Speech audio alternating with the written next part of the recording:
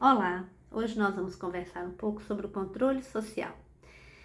Lá na LOAS, na Lei Orgânica de Assistência Social, no seu artigo 5, ela diz que a organização da assistência social, ela tem por base as seguintes diretrizes: a descentralização política administrativa dos estados e do Distrito Federal e dos municípios, a participação da população por meio de organizações representativas na formulação da política e no controle das ações em todos os níveis. Aí o controle social aparece aqui. E também fala da primazia da responsabilidade do Estado na condição da política de assistência social em cada esfera de governo. Mas aqui nos interessa o controle social e a participação da população nesse controle social. Vocês sabem que a gente tem uma dificuldade enorme de conseguir, de fato, que a população participe do controle social, não é? Porque, na verdade, a gente tem dificuldade de fazer a população conhecer a política de assistência social.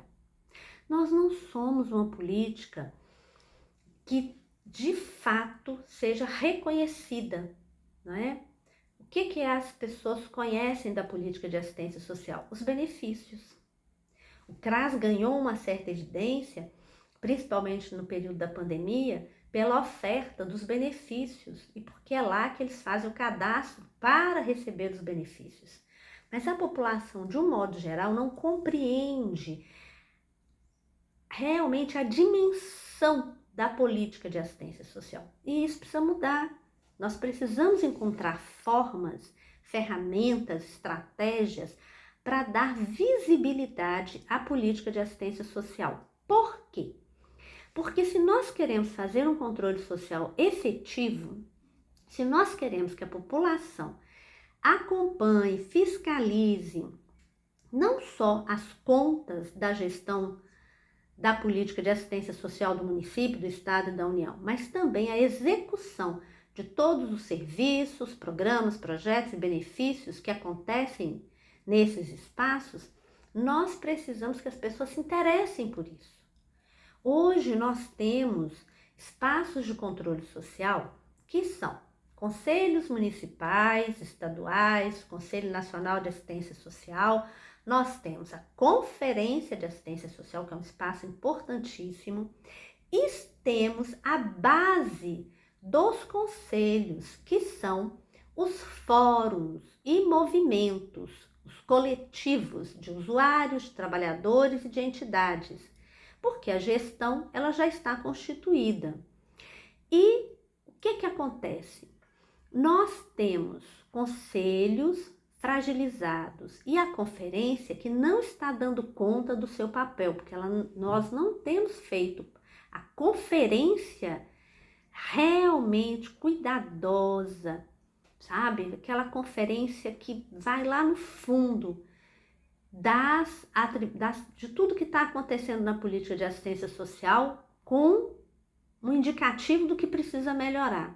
Às vezes a gente se perde ali na construção das próprias deliberações e depois fica difícil até de fazer essa conferência. Mas para que a população chegue a esses espaços, os fóruns, os coletivos, os movimentos precisam ser fortalecidos. Mas as pessoas não se sentem atraídas por esses espaços. Eles não trazem a discussão com agendas que chamam a atenção das pessoas. Então a gente precisa mudar isso. A gente precisa trazer as pessoas para debater as suas agendas. Então nós precisamos que os usuários venham discutir aquilo que é a sua demanda dentro do seu território. Se é a questão dos benefícios, se é a questão da moradia, se é a questão de alguma questão da migração, as diversas demandas que nós temos na política de assistência social precisam ser discutidas nesses espaços.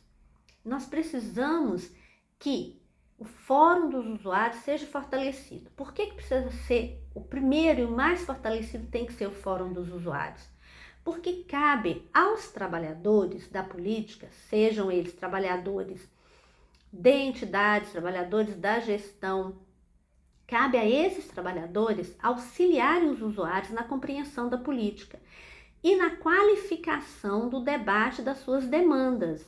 Então, cabe ao trabalhador assessorar os usuários para que ele realmente domine toda essa política e compreenda como é que ele pode acessar os seus direitos, como é que ele pode fazer o controle social nos espaços de controle social. Isso é uma tarefa maravilhosa que os trabalhadores têm.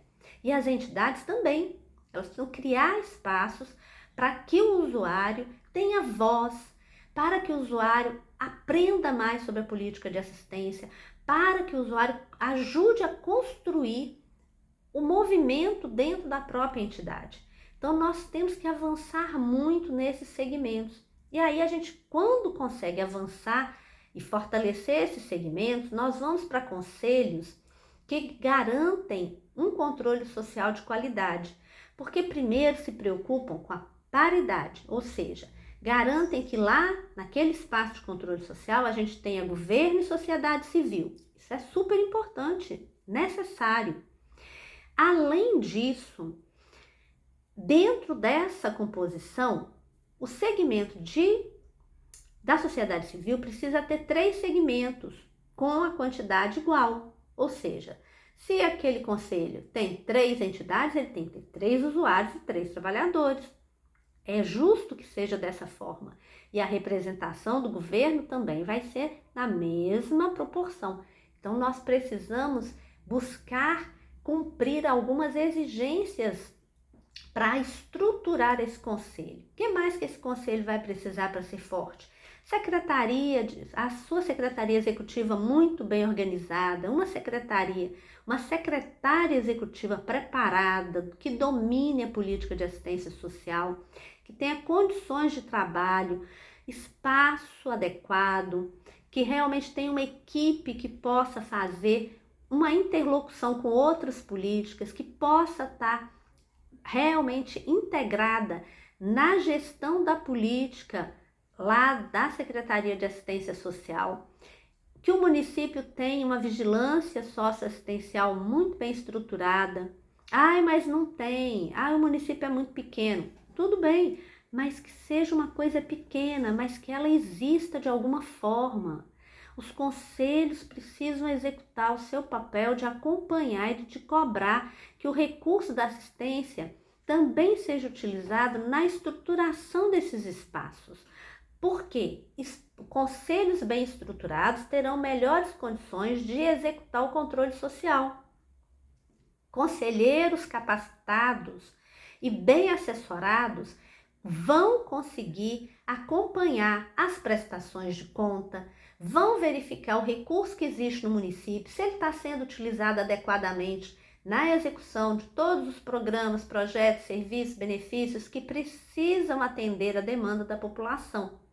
Enquanto não houver um investimento financeiro para garantir essas condições adequadas aos conselhos, eles também não vão conseguir cumprir o seu papel dentro do controle social. E as conferências, elas precisam ganhar uma outra dimensão dentro do controle social. Elas têm condições de produzir um material especialmente importante para propor à gestão as mudanças necessárias nos rumos da política, no seu município, no seu estado e na União. Só que essas deliberações que são tiradas lá na conferência, elas precisam sair depois de uma avaliação muito séria do que é que a política de assistência social do município conseguiu construir. Quais foram as propostas que o município conseguiu executar desde a última conferência? E se não executou, por que não executou? E o que é que se vai fazer com essas propostas que não foram executadas? E isso precisa ter tempo, precisa discutir. O município precisa apresentar a justificativa da não execução da política. E precisa apresentar uma proposta para continuar trabalhando em favor da construção daquelas propostas que saíram na última conferência. Mas quem é que garante isso? O pleno do conselho, aquele grupo que é composto pelos conselheiros que vieram dos movimentos dos usuários, dos fóruns dos trabalhadores, do movimento das entidades. Esses é que precisam estar atentos a esse movimento de conferir o que foi feito para continuar melhorando e aprimorando a política de assistência social. Mas muitas vezes a gente não prepara as pessoas para a conferência. E elas chegam lá e ficam discutindo as mesmas dificuldades, mas sem apresentar uma proposta concreta que possa mudar aquela realidade. É claro, e a gente volta a dizer, que sem financiamento a gente não consegue construir proposta nenhuma.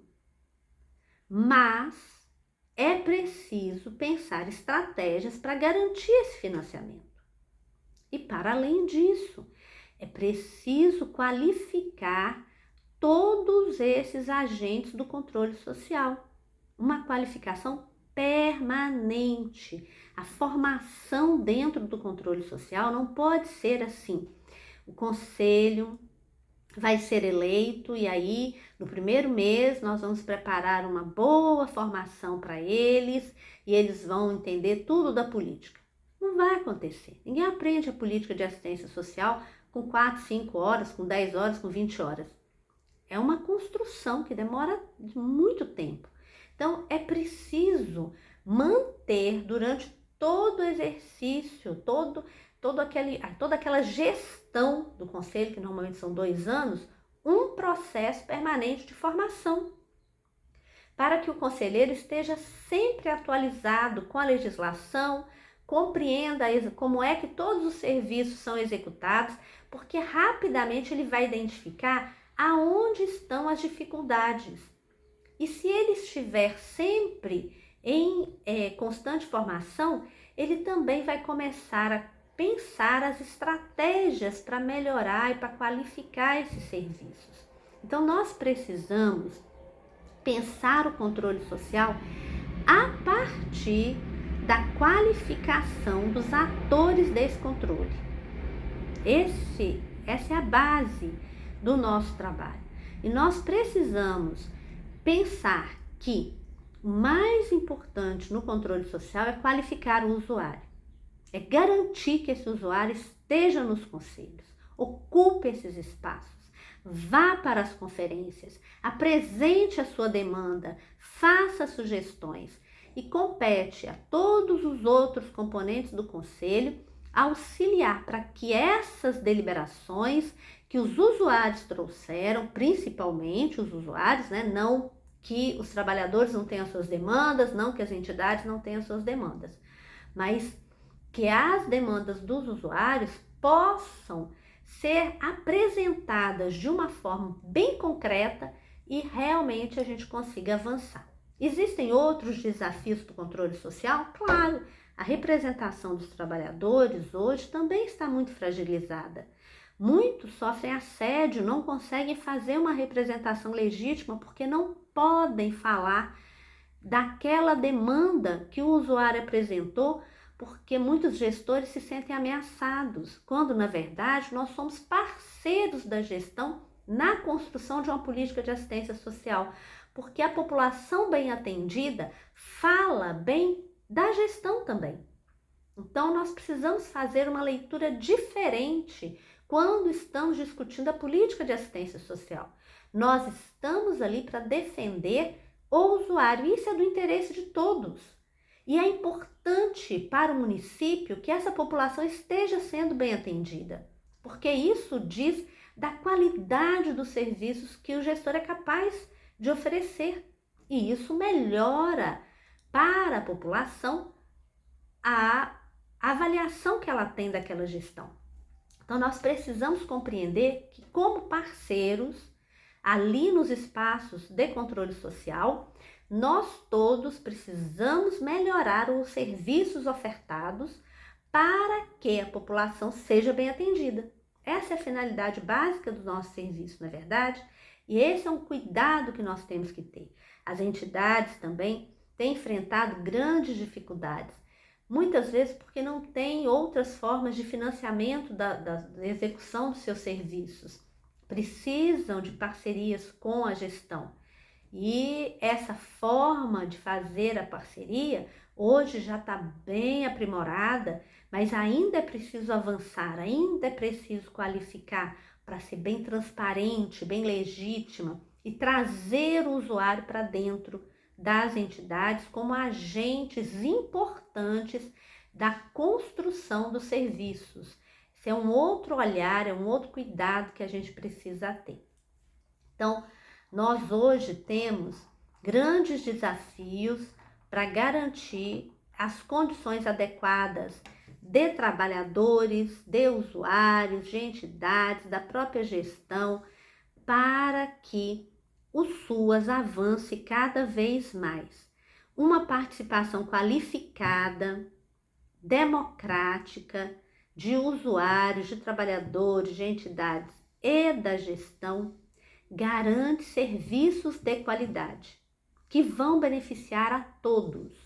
Então, vamos pensar no controle social como uma estratégia para alcançar os objetivos maiores do SUAS e vamos investir esforços e recursos na construção de espaços de controle social cada vez mais qualificados e fortalecidos. Essa é a dica de hoje.